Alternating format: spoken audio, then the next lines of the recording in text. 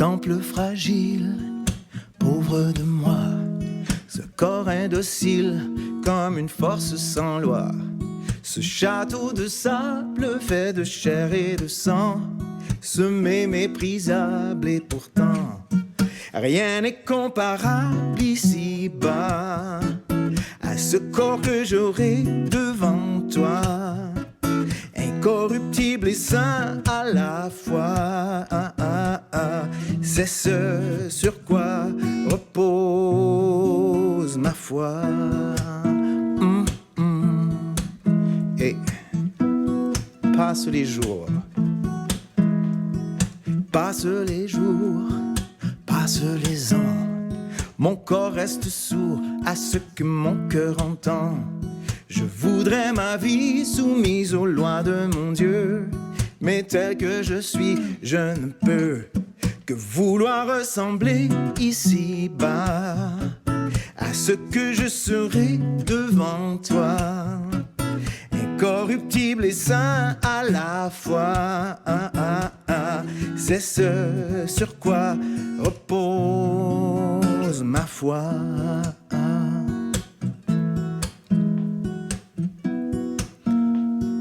Tant de conquêtes, tant de conquêtes, tant de replis, tant de tempêtes et pour si peu de répit. La loi qui s'attache à m'accabler de ses liens n'a rien que je sache en commun avec la liberté et la joie que j'aurai pleinement devant toi, incorruptible et sainte à la fois. Tel est au fond de moi l'espoir auquel je donne ici-bas le courage et le corps de ma foi, incorruptible et saint devant toi. C'est ce sur quoi repose ma joie.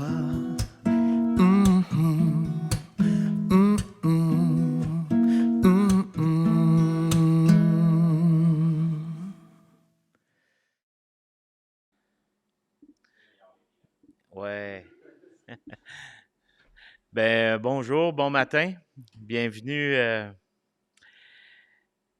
à l'Église du Havre de Gaspé. On est encore fidèle au poste et avec différents types de gens ce matin, que ce soit des vacanciers ou puis beaucoup d'absents.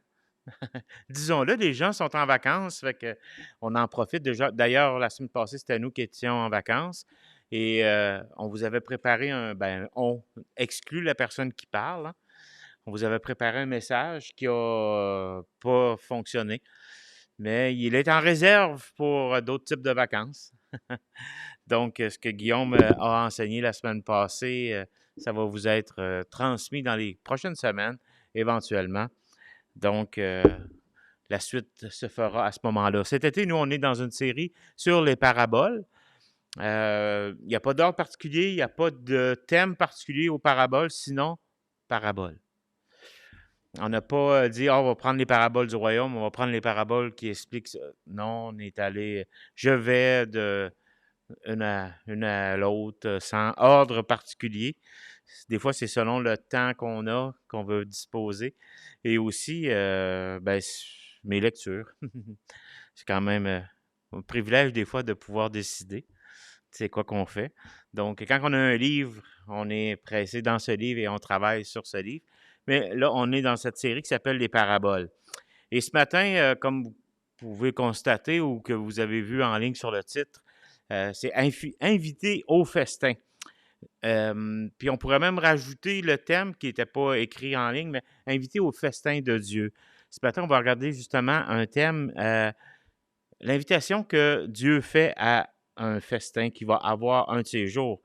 Puis pour beaucoup de croyants, pour beaucoup de gens qui ont été soit élevés dans l'Église, dans les églises, ou encore dans une famille croyante, ou encore qui ont lu, le thème de festin à la fin des temps, ou un thème de festin de retrouvailles entre tous les croyants de tous les âges, revient plusieurs fois dans la Bible.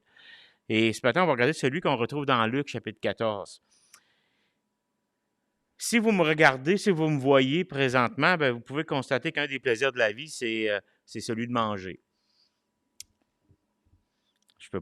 J'en dirai pas plus. Mais de prendre part à un bon repas, pour moi, c'est quand même quelque chose d'intéressant. Même si aujourd'hui, il faut que je surveille, aujourd'hui, ça fait quand même beaucoup d'années, je surveille mes glucides, mon taux de sucre, ces choses-là.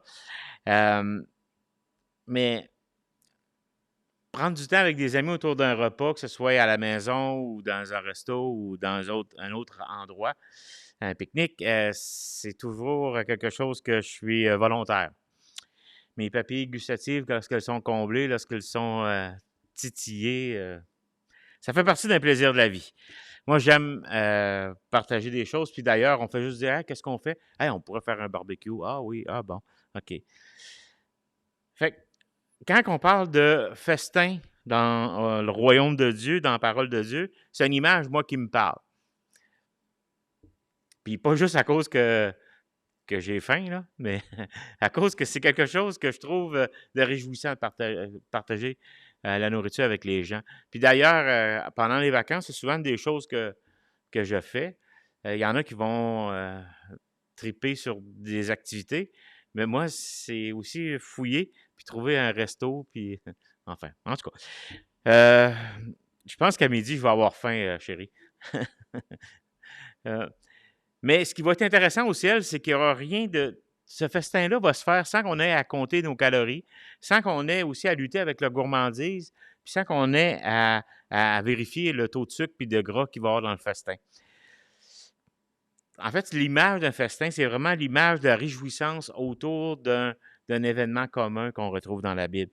Puis, comme c'est souvent le cas dans plusieurs cultures dans le monde, un repas au premier siècle, ça avait une signification importante, surtout lorsqu'avec des invités puis tout ça. C'est ce qu'on va regarder ce matin un peu. Parce qu'on vit dans un monde effréné, puis souvent on mange sur un bout de table, et c'est peut-être pas les festins qu'on va se faire qui vont faire que on prend du poids. C'est vraiment le côté où ce qu'on est pressé, puis on mange pas nécessairement bien, puis on fait pas attention à ce qu'on mange. Puis même, nous, pendant longtemps, ce qu'on faisait, c'est qu'on essayait d'avoir mangé ensemble. Puis il y a beaucoup de familles qui ont cette contrainte-là de ne pas être capable de le faire.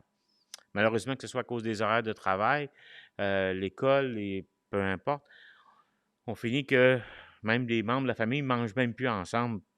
Ça arrive souvent. Puis le cerveau, le repas sert surtout à combler un appétit, puis on mange mal. Mais à l'époque, ou encore, un repas devrait servir plutôt à se réjouir, puis à partager la présence des participants dans ce même repas-là. Et dans la Bible, le festin, justement, ça symbolise une communion dans la joie d'être avec Dieu, puis avec les autres, puis tout ça. Dans le texte d'aujourd'hui, on va regarder aussi cette joie du salut qui est partagée autour d'un festin. Puis, dans le texte d'aujourd'hui, on va voir que tous les êtres humains sont invités justement au festin que Dieu nous offre. Et c'est ce que Jésus enseigne dans Luc 14. Si vous voulez tourner, si vous avez une Bible avec vous, ou encore vous allez m'écouter si vous n'avez pas de Bible avec vous. C'est appelé la parabole des invités ou la parabole du banquet. Celle qu'on va voir aujourd'hui dans Luc chapitre 14, versets 15 à 24.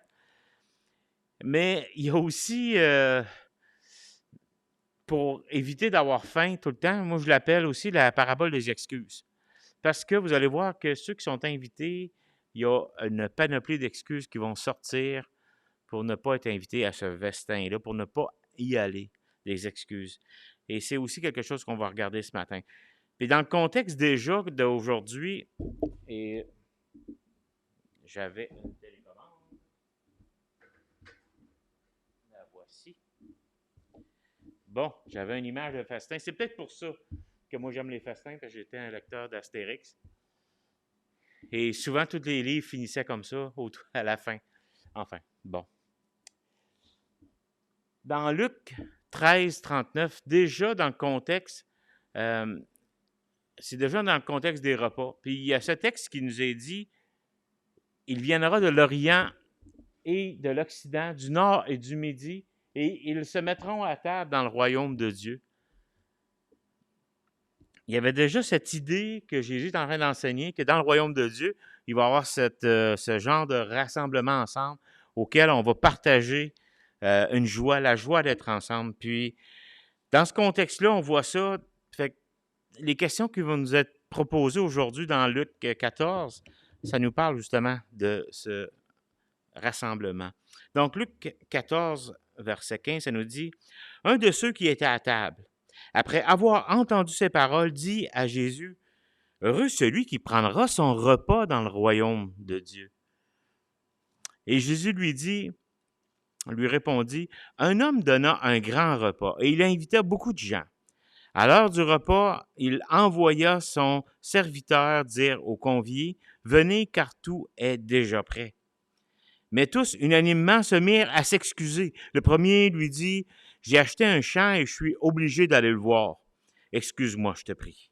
Un autre dit, j'ai acheté 5 paires de bœufs et je vais les essayer. Excuse-moi, je te prie.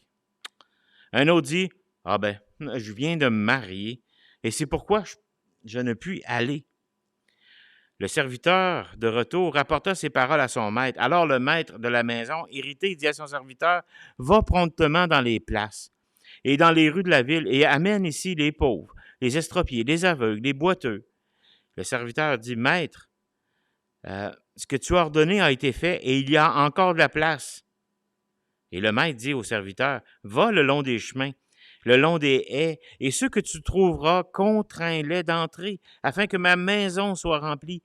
Car je vous le dis, aucun de ces hommes qui avaient été invités ne goûtera de mon repas.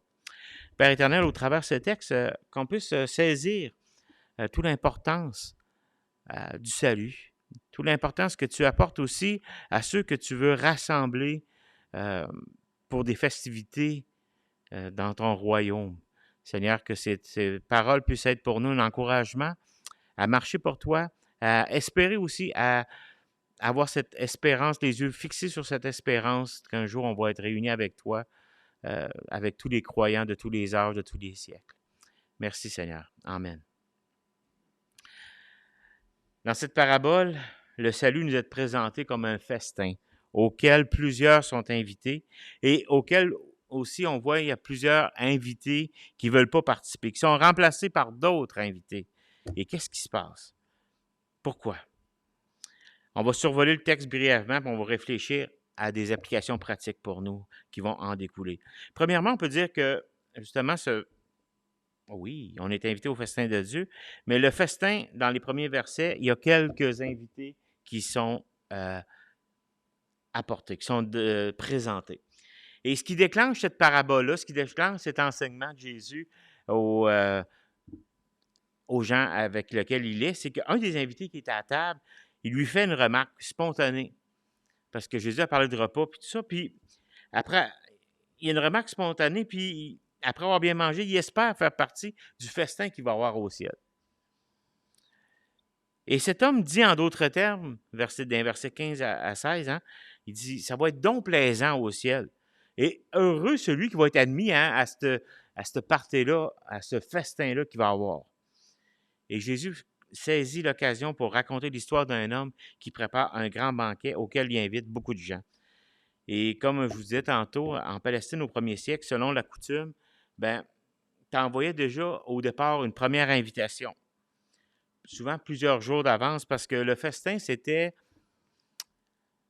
pas comme on va faire un gros plat de macaroni aux saucisses, là. Ça se préparait d'avance, tu tuais les animaux, il fallait que la viande meure. Pour ceux qui ne connaissent pas la façon de faire, là, quand tu coupes un animal, faut que tu le vides de son sang, puis pas juste du sang, mais tout l'intérieur, t'enlèves. Parce que nous, on est habitué de voir la viande toute emballée, toute qui nous est bien présentée, puis souvent, on ne sait même pas de où elle vient sur l'animal. On a des cuisses, on a des morceaux, on a des filets. Mais à l'époque, là, c'était le bœuf entier qui a été tué, qui était coupé et apprêté de différentes façons. Puis quand tu invitais du monde, si tu invitais 10 personnes, tu n'avais pas nécessairement besoin de tuer un gros bœuf. Hein. Ça pouvait être quelques poulets ou on va penser à Astérix, là, mais un sanglier pour Obélix. Puis tu avais quelques Fait que si tu faisais un banquet puis tu invitais du monde, puis comme lui, il avait l'air d'avoir une grosse maison, il avait l'air à vouloir inviter bien du monde, des gens, euh, ben, tu les invites, les gens répondent, on va aller, puis au moment où c'était prêt, là, tu as invité les gens, puis vous voyez, tout est prêt, puis vous pouvez venir. Les bœufs ou le bœuf, les volailles, les poissons, tout a été préparé, tout est prêt, puis vous êtes attendus. Et l'heure du banquet arrive et il s'attend à ce que les gens vont venir. Des réponses affirmatives. La viande est cuite, tout est prêt, ça se prépare, le méchoui, le cochon, il tourne. Oh, non, pas le cochon, on est en, en Palestine. Les Juifs, ils ne mangeaient pas de cochon, fait que ça devait être autre chose. Et là, il arrive la parabole ou l'enfilade des excuses. À partir du verset 18, il y a quelques excuses. Hein? Là, il nous en a présenté 3. Mais refuser de la sorte une invitation à la dernière minute, c'est un peu à l'époque, puis même quand tu as préparé quelque chose, puis tu sais qu'il y a beaucoup qui a été mis au feu, c'est un peu un outrage, une insulte, une offense grave envers l'autre. Parce que lui, il avait averti les gens d'avance. Il avait préparé les gens, il avait déjà eu une invitation. Puis les gens, pendant longtemps, ben c'est ça, ils étaient prêts. Les animaux étaient tués, puis tout ça. Puis le premier arrive, puis lui, la première excuse, c'est qu'il dit ouais, j'ai acheté un champ. Et il faudrait que j'aille le voir. Puis je suis supposé d'aller le voir cette journée-là. Ben, même à l'époque, quand tu achetais une terre, tu ne l'achetais pas sans avoir déjà connu ou tu ne connaissais pas le moindre mètre carré de cette table, de cette champ-là. Tu allais voir, tu checkais où étaient les cours d'eau, s'il y avait des sources, s'il y avait un puits, tu regardais toutes ces choses-là, puis c'était fait d'avance. Puis ensuite, il y avait le moment où ce que tu achetais. Tu regardais même les types d'arbres, parce que selon ce que tu achetais, ben, il y avait des prix un peu différents. Hein. Si tu achetais un désert, c'était pas mal moins qu'un endroit où il y avait une belle source d'eau, puis tout ça. Et en fait, c'était peu probable que c'était la véritable raison, mais c'était l'excuse que le gars s'était donnée pour ne pas se présenter. Si on achète une maison ancestrale, ben, on va la visiter, on la fait inspecter, on vérifie ces choses-là, puis c'est pas la journée où ce que tu avais invité quelqu'un ou que tu étais invité à un type de repas comme ça que tu allais faire ces choses-là. En fait, ce que le gars dit, c'est que, ouais, ben, mon champ est pas mal plus important que toi, puis en vérité, je tiens pas vraiment à participer à ton festin, ça m'intéresse pas.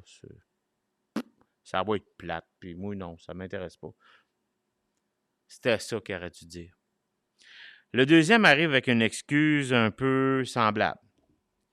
Il vient d'acheter des bœufs pour labourer. Et finalement, quand tu achètes des bœufs, ben, même à l'époque, tu allais voir avant, tu sais. Puis quand il y avait un festin qui était présenté, ben, tout était fait avant, parce que l'invitation avait été faite. Puis l'excuse des bœufs, là, en fait, c'est un peu comme si dans un an ou deux, nous autres, on va. Parce que ma mémoire me dit que. Je pense que c'est l'année prochaine qu'on va être rendu au 25e. Quelque chose comme ça, ou l'année d'après. En tout cas, on calculera ça à un moment donné pour que, tu sais, quand ça va faire 25 ans, ça a l'air qu'on devrait quand même avoir quelque chose de spécial qui va se faire. Au pire, on ira au McDo. Il va se passer quelque chose, mais tu sais, c'est comme si moi, j'arrivais à mon 25e, puis j'appelais à la maison, puis je disais, bon, tu sais, finalement, ce qu'on avait prévu ce soir pour notre anniversaire de mariage, ben, écoute, je viens d'acheter un char ou 2 usagés, puis je m'en vais y voir, puis on s'en reparlera demain, chérie. Je suis pas sûr que c'est une excuse qui serait acceptée et entendue à la maison. Mais en fait, ce que l'homme est en train de dire, c'est que mes bœufs sont plus importants que ton invitation. Et c'était l'excuse qu'il a apportée. Et en fait, le rendu au troisième excuse qu'il nous a présenté, c'est un peu un autre insulte qui sortait. Et quelle était cette excuse que l'homme a fait? Il fait croire qu'il vient tout juste de se marier. Pourtant, si on recule à cette époque, jamais deux types de fêtes comme ça étaient lancées en même temps dans un petit village ou dans une ville comme ça. Jamais deux types de fêtes comme ça étaient faites. Et premièrement aussi, même si celui qui avait organisé le festin, s'il savait qu'il y avait un mariage qui était organisé dans la ville, il n'aurait pas fait son festin en même temps. Et probablement qu'il aurait fait des cadeaux puis il aurait été lui-même au mariage.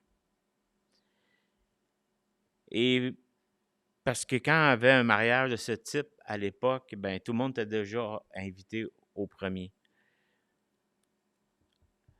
Et si cet invité venait vraiment de se marier, il y a quelque chose qui était pas normal pour l'époque.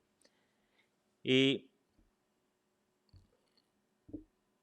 même si ça faisait pas si longtemps que ça qu'il était marié, ben il aurait pu emmener son épouse au festin. T'sais? En fait, ce qu'il est en train de dire, c'est que lui aussi, il s'était trouvé une excuse pour pas être invité, pour pas aller au festin. En fait, au travers de ces trois types d'excuses qui nous étaient présentés par Jésus ici, c'est que ce que Jésus cherchait à illustrer, c'était le rejet de son ministère par les chefs religieux, par ceux qui avaient été déjà, qui travaillaient pour Dieu, qui étaient supposément faire partie de ceux qui travaillaient pour le royaume de Dieu, auraient été ceux qui auraient guidé les gens vers justement le festin de Dieu. Mais ce sont ceux qui ont commencé déjà à refuser, à vouloir être là, faire partie du royaume de Dieu. Le règne ou le royaume de Dieu se présente à ce moment-là dans la personne de Christ. Et comme la plupart des gens religieux à l'époque, comment ont-ils perçu Jésus-Christ? Ben, au contraire, ils ont décidé à ce moment-là de le rejeter. Et moi, ça me fait penser un peu à un autre texte qu'on retrouve justement, entre autres, dans Luc. Et si vous êtes déjà dans Luc, allez dans Luc chapitre 20.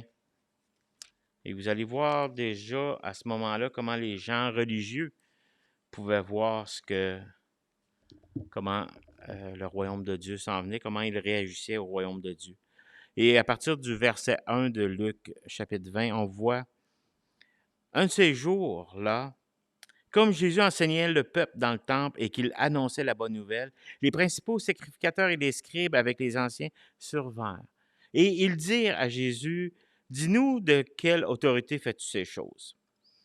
Et qui est celui qui t'a donné cette autorité? » Et Jésus leur répondit, il dit, « Je vous adresserai cette question. Dites-moi, le baptême de Jean venait-il du ciel ou des hommes? » Alors, on voit que les gens religieux à ce moment-là se mettent à jaser ensemble, puis ils raisonnèrent ainsi entre eux. Si on répond du ciel, il dira, alors pourquoi ne croyez-vous pas au baptême de Jean? Et si on répond, ben ça vient des hommes, ben tout le peuple va se mettre à nous lapider parce qu'ils sont persuadés que Jean est ou était un prophète. Alors, ne sachant pas trop quoi répondre, qu'est-ce qu'ils font? C'est qu'ils disent à Jésus qu'ils ne le savent pas. Et Jésus, à partir du verset 8, il dit, Jésus leur dit, « Moi non plus, je ne vous dirai pas de quelle autorité je fais ces choses. » Déjà, à ce moment-là, les gens dits religieux ne veulent pas répondre à Dieu, à Jésus. Et commencent à voir un peu leur rôle ou encore leur ministère comme étant plus important. Leur salaire même le voyant comme étant plus important face à cette invitation de Dieu. Et ce qui arrive, c'est que Dieu, à ce moment-là, démontre aussi qu'il va y avoir d'autres gens qui vont être invités. Et quand le maître y entend justement ces nouvelles venant de son serviteur, qu'est-ce qu'il fait? C'est qu'il y a différents choix qui s'offrent à lui. Il aurait pu, dans un certain sens, punir ceux qui avaient été invités, qui se désistaient, ou encore remettre son festin à une date un peu plus tard, pour que la fête ait lieu quand même. Mais ce qu'il fait, c'est qu'il décide de se tourner vers ceux qui sont qualifiés comme étant des indésirables. Malgré l'affront des premiers invités, ce que le maître répond, il décide de répondre par la grâce.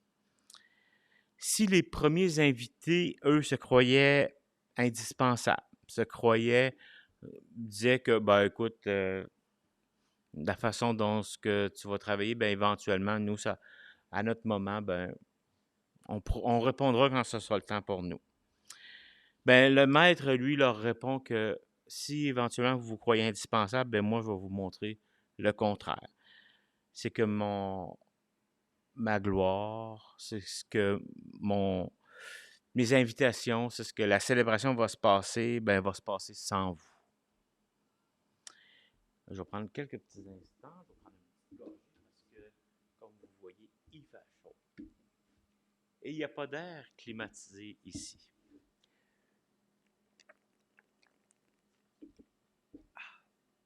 Et ça fait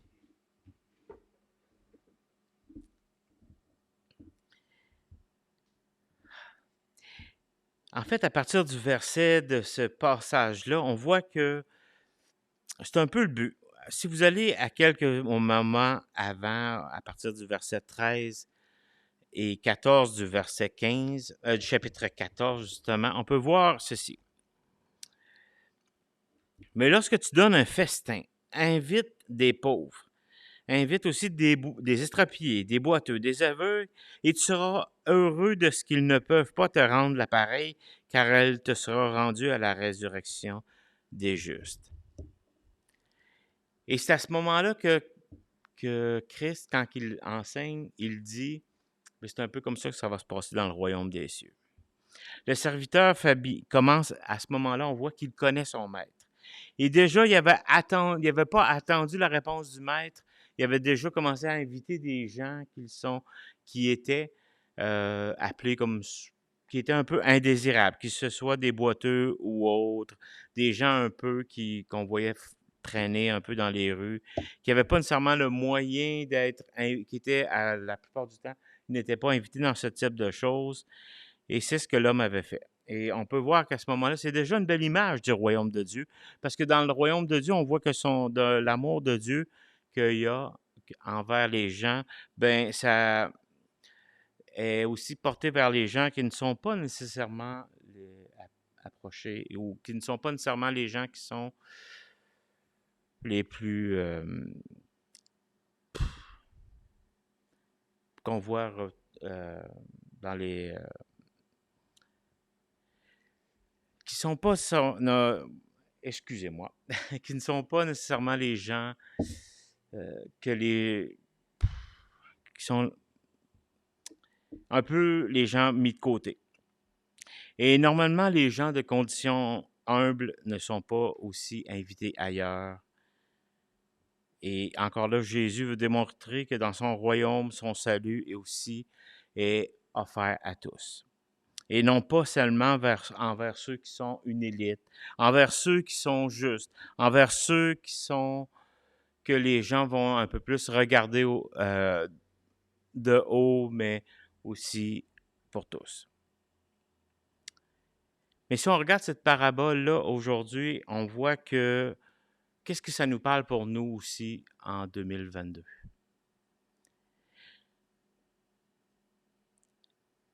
C'est vrai que personne n'entre dans le royaume de Dieu sans invitation. l'être humain peut aussi rester dehors avec toutes ses excuses. Si l'homme ne peut se sauver lui-même, ben en fait, souvent, il peut se perdre lui-même. Refuser le salut que Dieu offre, c'est refuser aussi de partager l'éternité, de vivre l'éternité avec Dieu, d'être assis à sa table. Le banquet, le festin va quand même avoir lieu et ne sera pas annulé ni reporté, même si les gens refusent de se tourner vers Dieu.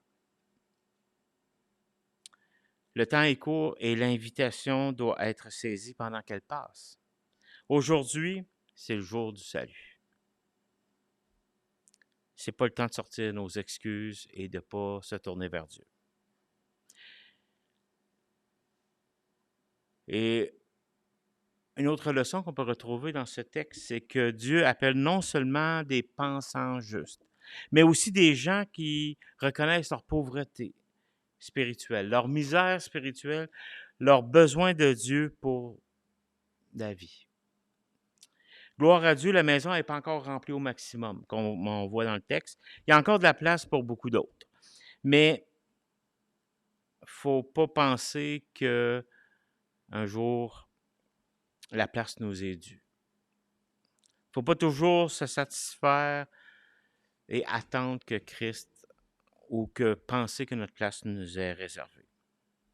Parce que on n'est pas si pire dans la vie, puis tout ça. Christ nous invite à aller chercher d'autres brebis pour se placer ou pour venir à sa table.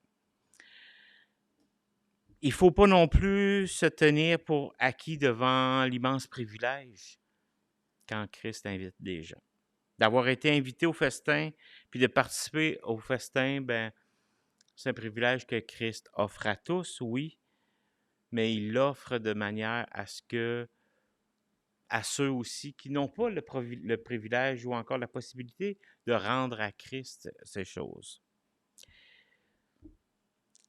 Un jour, on était tous pauvres, estropiés, aveugles ou boiteux, spirituellement parlant. Et même si souvent on n'est pas indispensable aux yeux de Dieu, ou encore même si on voit que on est mort spirituellement, ben gloire à Dieu, il ouvre les portes pour tous ces gens. Et que même si le monde nous invite parfois à un banquet qui ne nourrit pas, Christ, lui, ben, on peut dire qu'il nous invite au sien de manière que ce banquet, lui, va nous rassasier pour l'éternité. Puis ça, on peut dire que c'est un privilège de pouvoir être invité par Dieu. Est-ce que notre place à sa table, est-ce qu'on accepte cette place qu'il nous offre par la foi? Est-ce que notre foi est justement tournée vers Christ pour le pardon de nos péchés, pour recevoir son salut merveilleux? Est-ce qu'on est assuré justement d'avoir cette place? Est-ce que notre réservation est confirmée? Si à sa invitation, puis tout ça, on accepte, ben il est temps de se tourner vers lui. Sinon, ben tel que nous sommes, Christ nous invite. Peu importe la chaleur qu'il fait aujourd'hui. Peu importe aussi la façon dont on aura été élevé, la façon dont nous sommes, ben on peut aujourd'hui accepter son appel. Prions. Père éternel, merci pour ce privilège d'être appelé par toi, pour cette invitation que tu nous offres d'être un jour en ta présence dans ce festin. Merci encore, Christ, pour cette offre que tu nous fais, puis qu'on puisse être de ceux qui seront assis à ta table. Et dans le bon nom de ton Fils, Seigneur Jésus-Christ, qu'on accepte cette invitation. Amen. Guillaume. Merci d'être parmi nous ce matin, puis qu'on puisse être Amen.